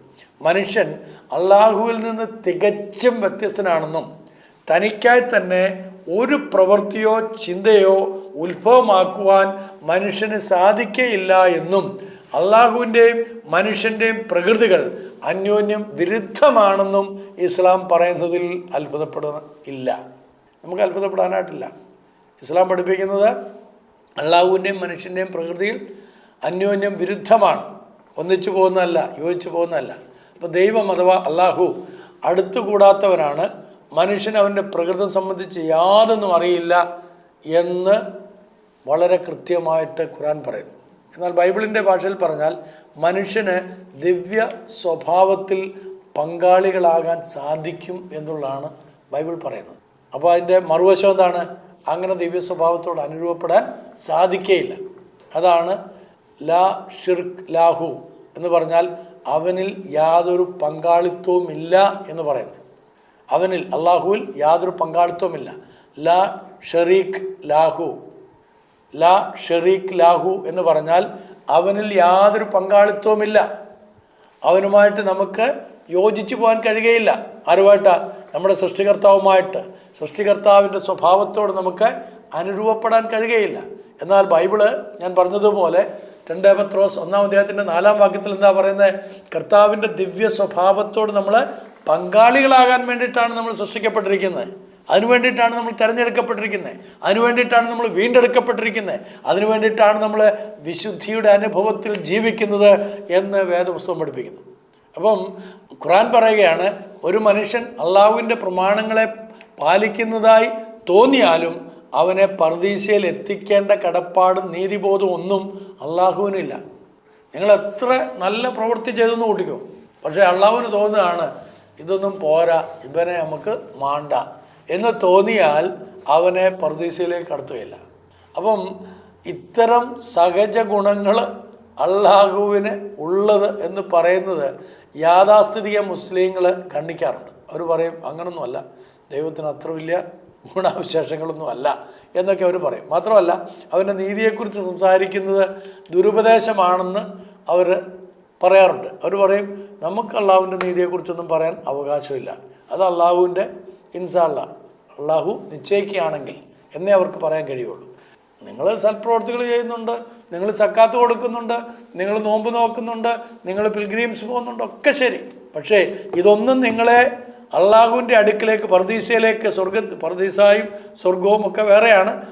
ഖുർആനിലെ സ്വർഗവും ബൈബിളിലെ സ്വർഗവും വേറെയാണ്. പിന്നീട് ഒരു സമയത്ത് ഞാൻ പറയാം. അപ്പോൾ ഈ സ്വർഗത്തിലേക്ക് പ്രവേശിക്കണോ വേണ്ട എന്നുള്ളത് അള്ളാഹു നിശ്ചയിക്കും. അള്ളാഹുവിൻ്റെ സ്വർഗത്തിലേക്ക് പോകണോ വേണ്ട എന്നുള്ളത് അള്ളാഹു നിശ്ചയിക്കും. അള്ളാഹുവിൻ്റെ സ്വർഗമൊക്കെ വളരെ വിചിത്രമാണ്. ഞാൻ പിന്നീട് അത് നിങ്ങൾക്ക് കൂടുതലായിട്ട് വിവരിച്ചു തരാം. അപ്പോൾ അള്ളാഹു ആദമിൻ്റെ പുറത്തെ രോമങ്ങളിൽ നിന്ന് വരുവാനുള്ള തലമുറകളെല്ലാം സൃഷ്ടിച്ചു എന്ന് ഹദീസിലൊരു പാരമ്പര്യമുണ്ട്.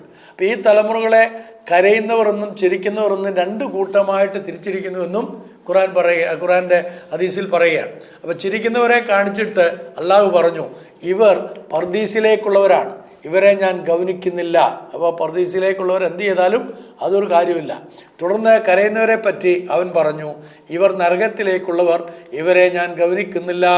അപ്പം ഈ കരയുന്നവരെ, അവരെ ഞാൻ ഗൗനിക്കുന്നില്ല, ചിരിക്കുന്നവരെയും ഞാൻ ഗൗനിക്കുന്നില്ല. അപ്പോൾ അള്ളാഹു എല്ലാവരെയും സൃഷ്ടിക്കുന്നു, എല്ലാം നിർണ്ണയിക്കുന്നു, യാതൊന്നും അവൻ ഗണ്യമാക്കുന്നില്ല. സൃഷ്ടിക്കുന്ന മാത്രമേ ഉള്ളൂ അള്ളാഹുവിൻ്റെ പരിപാടി. അവരെക്കുറിച്ച് പരിപാലിക്കാനോ അവരെ നേർവഴിയിലേക്ക് നടത്താനോ അള്ളാഹുവിന് യാതൊരു ഉത്തരവാദിത്വവും ഇല്ല. വേറൊരു വാക്കിൽ പറഞ്ഞാൽ സംഭവിക്കുന്നതോ സ്ഥിതി ചെയ്യുന്നതോ യാതൊന്നിൻ്റെയും പെട്ടെന്നുള്ള കാരണവും നന്മയുടെയും തിന്മയുടെയും സൃഷ്ടാവും കരുതലില്ലാതെ സ്വർഗത്തിനും നരകത്തിലും ഏൽപ്പിച്ചു കൊടുക്കുന്നവരുമായ ഒരു അള്ളാഹുവിനെ കുറിച്ചാണോ ബൈബിൾ പഠിപ്പിക്കുന്നതായിട്ടുള്ള ദൈവം? ആണോ? അല്ല. അപ്പോൾ പ്രവാചകന്മാരിലൂടെ സംസാരിച്ചവനായ ഒരു ദൈവം ഈ അള്ളാഹു ആണോ നമ്മളോട് സംസാരിച്ച, തിരുവചനത്തിൽ കൂടെ നമ്മളോട് ഇടപെട്ടുകൊണ്ടിരിക്കുന്ന, നമ്മളെ ശുദ്ധീകരിക്കുന്ന, ദൈവമക്കളാക്കുന്ന, നിത്യതയ്ക്ക് വേണ്ടി ഒരുക്കുന്ന, ദൈവ സ്വഭാവത്തോട് അനുരൂപമാക്കുന്ന ഒരു ദൈവമാണോ ഇത്രയും നേരം നാം കേട്ടതായിട്ടുള്ള അള്ളാഹു? മാത്രമല്ല വേറൊരു കാര്യം കൂടിയുണ്ട്. നമ്മുടെ ദൈവത്തിൻ്റെ വേദപുസ്തകത്തിൽ പഠിപ്പിക്കുന്ന ദൈവത്തിൻ്റെ പ്രത്യേകത, ഏത് സമയത്തും നമുക്ക് ദൈവത്തിൻ്റെ കൃപാസനത്തിൻ്റെ അടുത്തേക്ക് ഓടി അണഞ്ഞിട്ട് അബ്ബാ പിതാവേ എന്ന് വിളിക്കാനുള്ള ഒരു പുത്രത്വത്തിൻ്റെ സ്വീകാര്യം കൂടെ തന്നിട്ടുണ്ട്. മനസ്സിലായില്ലേ?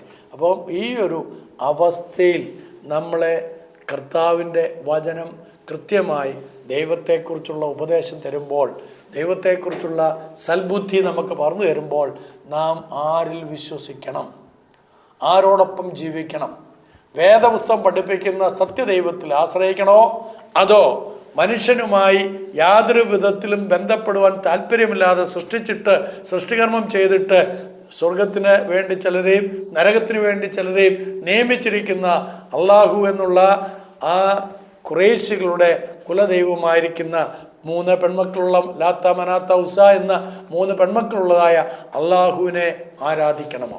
നിങ്ങൾ തീരുമാനമെടുക്കുക.